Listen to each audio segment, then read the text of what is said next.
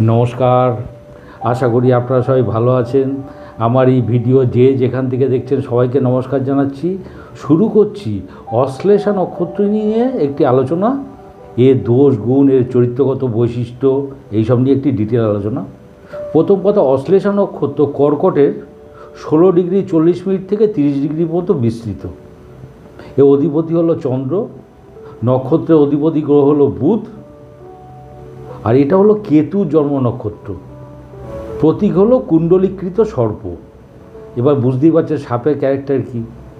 সাপ হচ্ছে আলিঙ্গন করা, গোপনে সঙ্গম করা, লুকিয়ে থাকা, বেষ্টন করা, বুকে হেঁটে চলা, এই সবই হলো অশ্লেষা নক্ষত্রের কারকতা।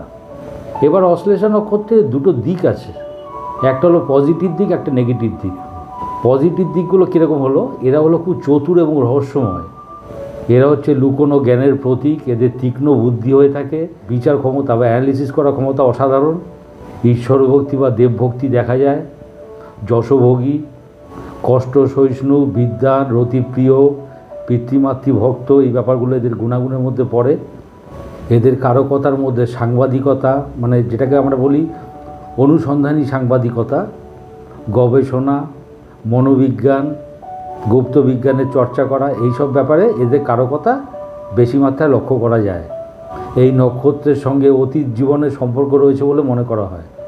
আগেও যেটা বলেছি আবার বললাম, এই নক্ষত্র লুকোনো জ্ঞানের প্রতীক এবং রিসার্চ করার একটা প্রবণতা রয়েছে।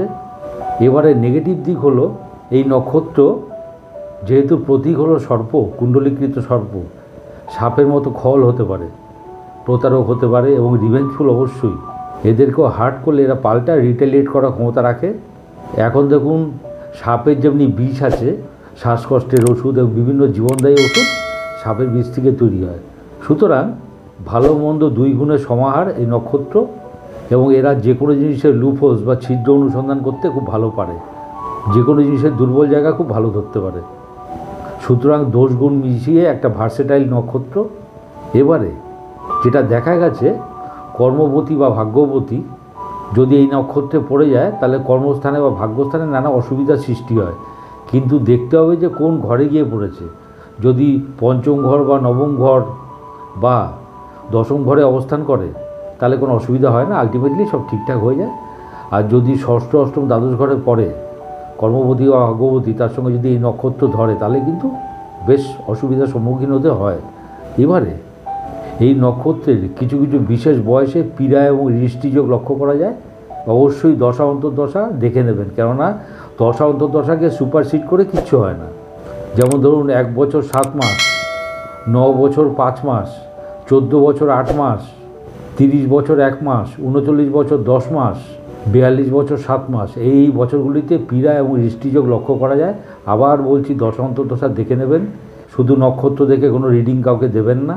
সুতরাং এটা একটা মিস্টিরিয়াস, একটা রহস্যময় নক্ষত্র। এই মোটামুটি ছোটোর উপরে বললাম। ভিডিওটি ভালো লাগলে লাইক, শেয়ার, সাবস্ক্রাইব করুন। সবাই ভালো থাকবেন। নমস্কার।